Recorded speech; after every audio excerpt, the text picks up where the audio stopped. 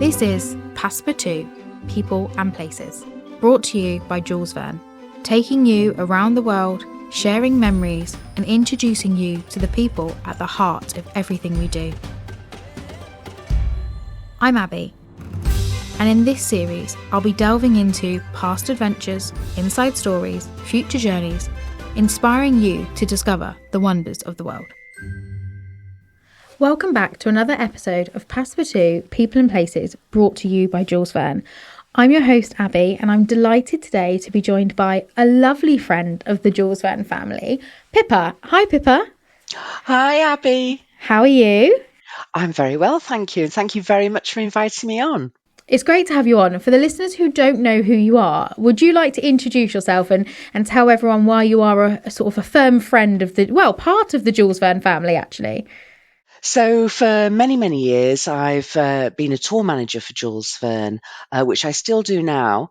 But mainly now, I'm looking after the health and safety for Jules Verne to make sure every aspect of the tour runs smoothly. Before I started in tourism 23 years ago, I came from a health and safety background. So it's sort of coming back into play now. So, as we mentioned, a lot of our listeners and our clients will know you as Pippa, the tour manager. And we've spoken to previous tour managers before in series 1. But do you want to let us know a little bit about what a tour manager is in your eyes and what you bring to a client's holiday? Okay, so a tour manager looks after every aspect from beginning of the tour, meeting at a London airport, to safely seeing the guests back into the UK, making sure they have their suitcases and waving goodbye. We do a little bit of everything. We're a bit of a friend to people that are travelling. We're an organiser. We can be a nurse. We're a bit of a fixer. We can find anything and everything that they need or want. We deal with authorities, with hotels, and we work very closely with the amazing guides and agents that Jules Verne use overseas. Yes, that's the most important thing, isn't it? Having a tour guide and a tour manager on a trip actually means that you sort of have double the expertise, but even double the special relationships, because you have such good relationships with our tour guides throughout the world, and they do become friends of ours and sort of lifelong friends, don't they? Yeah, definitely. I've got people I met years ago that were guides for us overseas that I'm still in touch with now. I love that.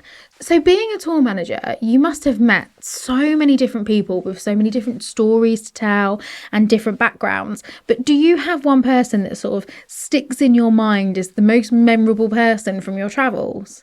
Yeah, you meet so many different people and they all have different reasons for why they're traveling or where they're traveling to. And it's great to get those stories from them and understand, why they've gone on this particular tour or to this country. But I think the guest that made me most proud to be a tour manager, we were doing a tour in the USA, and I had this wonderful man, we'll call him Bill, who was traveling with a group who had impaired vision. He couldn't see. And we linked arms and we did the whole of the tour of the USA together, sort of Bill and I. And the rest of the group were all taken in turns to come over and explain what they were seeing to Bill and what it looked like to them. And he could hear everything. But at the same time, he was taking thousands and thousands of photos every day. He was literally just pointing his camera, shooting whatever was in front of him. He couldn't see what he was taking the photos of. And when he got home, he had a special extra large TV, and he downloaded all the photos and got it very, very close, and then relived the whole of his tour looking at these pictures. And I just felt so privileged to be part of it or to help him with this amazing lifelong trip to USA. Yeah. It must have been really magical for everybody involved, because everybody sees the world through different eyes and everybody describes things differently. So what a collective mix of memories he must have. Yeah, and what an amazing way to gel a group of people together as well. It's very bonding.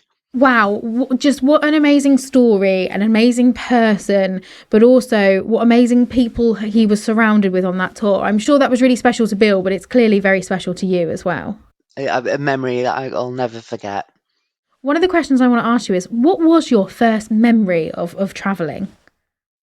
My first memory of travel, so this was showing my age now, this is back in the 80s.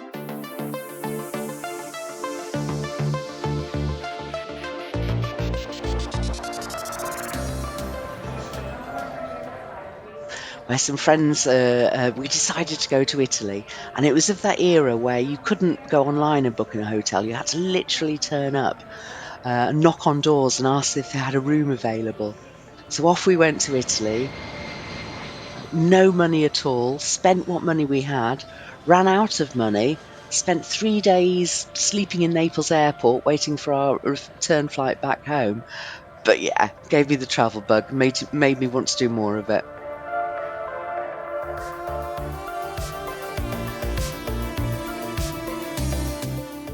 Gosh, it's those first experiences, isn't it, that we look back on and you think, God, that's where my passion sort of derived from, and that's where everything I do now comes from that first moment of getting out exploring and seeing something different. Because we are all explorers, aren't we? We're all meant to roam.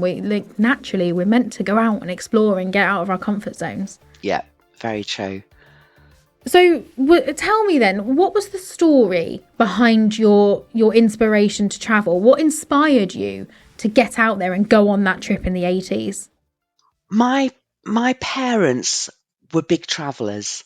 My dad had always worked overseas in his roles, and I'd been sort of stuck in the UK for 15 years as a civil servant, um, trundling along, not particularly happy. And it got to the millennium, and I was like, right, this is going to be the year that I change my life. It seemed a good time to do it, and started off working for Jules Verne's sister company, Cooni, as a holiday rep overseas.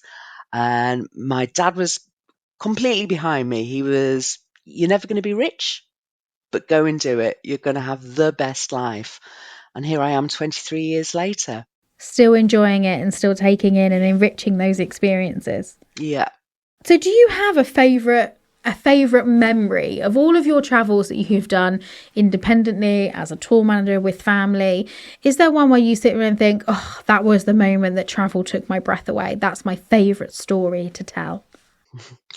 I would say one of my most memorable travel experiences was something I'd been wanting to do for years and years, and then was lucky enough to do a tour of South America. And it was being at Machu Picchu, and all the books you've read about the history, the exploration, when you're just stood there and you're at the Sun Gate and you've just arrived and the clouds are parting and you just have that view in front of you.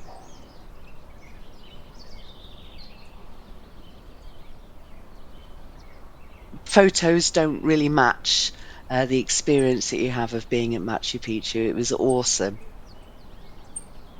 Gosh, was it one of those moments where you just sit back and think, oh, I've made it? Yes. Yes. Gosh, wouldn't it be amazing to be in your shoes? How many times have you been to Machu Picchu? I think about 7 now, and each time there's still always a little nook and cranny or different places to visit there. It still has exactly the same effect. And also, each group that you travel with brings a slightly different aspect to it, different conversations, different views. So, yeah, each time it's still as awesome. So, Pippa, tell me, how do you plan your travel, and how do you make sure that wherever you travel to, you have the most memorable experiences while you're there? What research do you do? Planning to travel, I'm a spreadsheet girl. Everything has to be on a spreadsheet. Timings, directions, distances. And then while I am overseas, I revert back to the spreadsheet and I make sure that I'm in a position to get sort of the most I can out of a day. I section off with tour managing. I know early in the morning is when I'm going to do my paperwork and reports. They're done, so I can then get out and about with the guests and visit all the antiquities and sites. I'll give you a little example of making the most out of a day. I was lucky enough to live in Egypt for many, many years. it was a long working day, so my only spare time was sort of in the early hours. So I got quite addicted to hot air ballooning. Addicted to hot air ballooning. This is wow.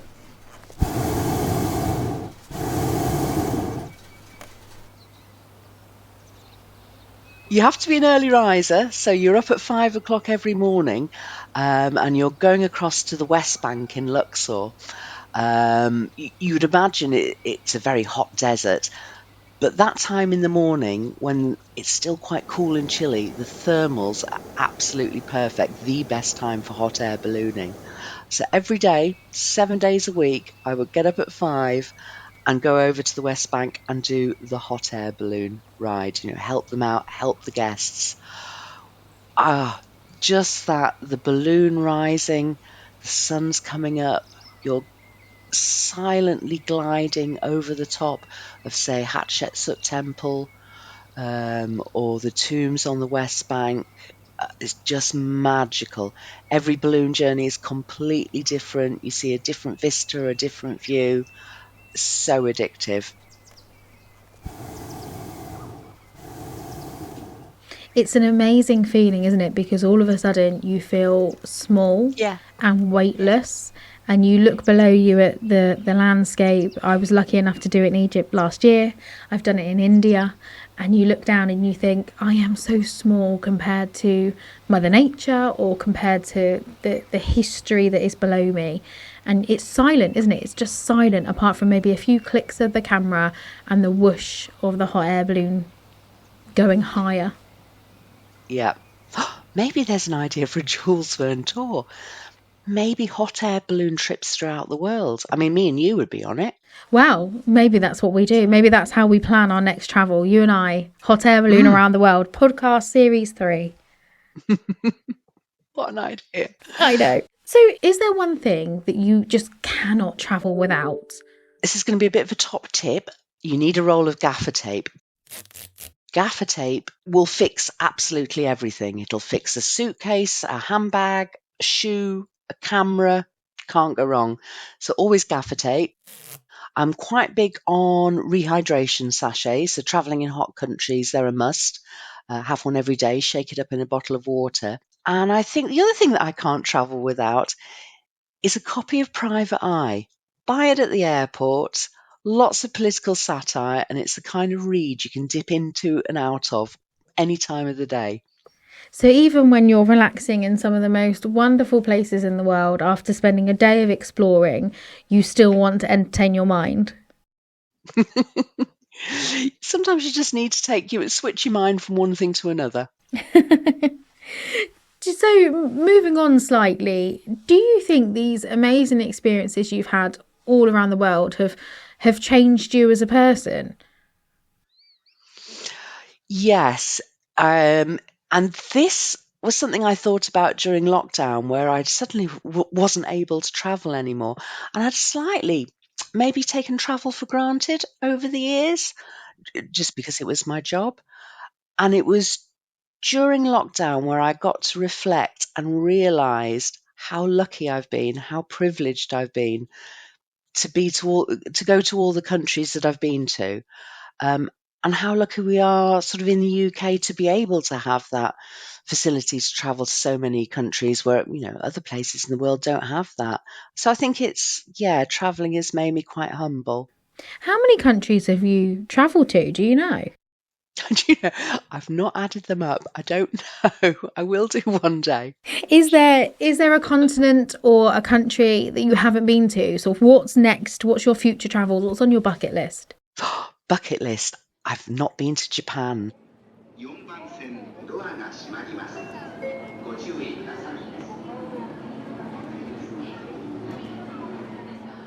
I'd like to go to parts of Korea, I think. And I can see Jules Verne Great Journeys have just brought out an amazing tour of Pakistan, and that's been on my list for a while. I'm a big fan of mountains. There's something about mountains. I don't want to climb them, don't get me wrong, but there's just something about them being a warm hug and then being there and be grounded and stable.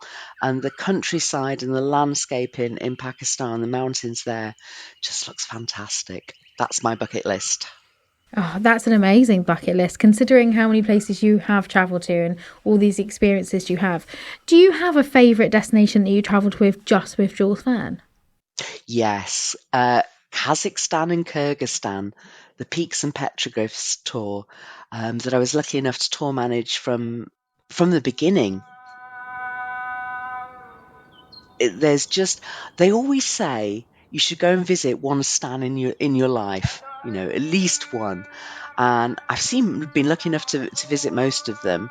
And I would always say, if you're going to visit one stan, maybe Uzbekistan, because it's beautiful. UNESCO have added so much to the country. But my favourite ones are Kazakhstan and Kyrgyzstan. They're just, the two countries are such a contrast geographically. Kazakhstan, just that vast size. It's the 9th biggest country in the world. And then Kyrgyzstan, sort of small and compact, both with mountains. I think that's maybe what draws me to them. But interesting, they've been through the Soviet era. They've come out of it. They're predominantly Islamic countries now, but such a mix of people, welcoming, warm people, and just the countryside, the snow-topped mountains, the driving through the amazing scenery. They're my favourite. I'd say Kazakhstan and Kyrgyzstan are definitely my top 2 favourite countries. Oh, they just sound so intriguing, don't they? And even when you arrive, so usually you arrive at an airport and you go through the process of getting your suitcases and moving on.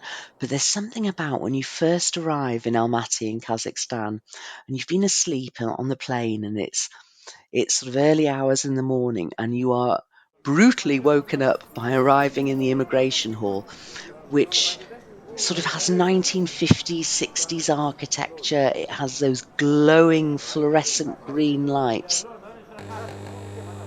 And all the immigration staff wearing the big sort of dinner plates, military hats, and that you're in a different country and this is going to be such an experience.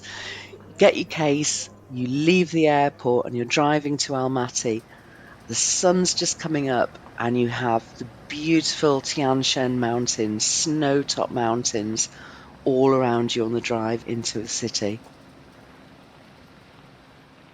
So you have been able to experience amazing destinations with amazing people, and you've mentioned some of the amazing people that you've met. But do you have an ideal travel companion in your mind? If you could travel with anybody in the world, who would you go with? Michael Palin. Hands down, Michael Palin. He would just be an amazing travel buddy. He would keep you entertained. You could get lost together. You could explore new places together. I always remember him describing arriving at Cairo train station and just being completely bemused by not being able to find platform 10, where everybody was telling him, your train leaves from platform 10. No signage. It wasn't there at all. And I thought, I've been there. I've been in exactly the same situation. Oh, he would just be a great travel companion. So lastly, Pippa, I'm going to ask you this, and I ask everybody on the podcast this, so you may have had a little bit of time to prepare, but I still think it catches everybody out, because it's a moment for everyone to reflect and think really hard about this question. But out of all of the places you've travelled and all the people you've met and all of the experiences you had, where in the world has captured your heart the most, and why did that place capture your heart? Oh, there are so many that I could answer this with, but I think it has to be Cairo.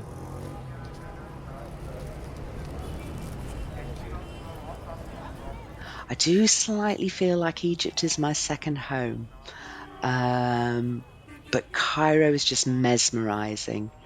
You're driving around those 6 lanes of traffic, all going different directions. You've got juggernauts, followed by donkeys and carts, and the sound of that constant beeping, constant horns. And then you've got the skyscraper, glitzy buildings next to mud brick buildings.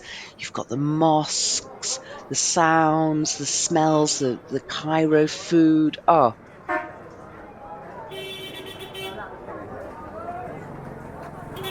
Cairo is my favourite place, I think. It's a real collective mix, isn't it, of new and old. Thank you so much for joining us. I think that's the perfect way to end this podcast in Cairo, one of your favourite places and my own. So Pippa, thank you so much for spending the time to talk to us about all of your amazing journeys and the places you've been and the people you've met. Thank you very much for having me as a guest. We hope you've enjoyed the latest episode of Passepartout, People and Places. Look out for our next episode, where we'll be talking to more guests about the people and places that have inspired them the most. We'd love to hear your feedback, so please do get in touch. Thanks for listening.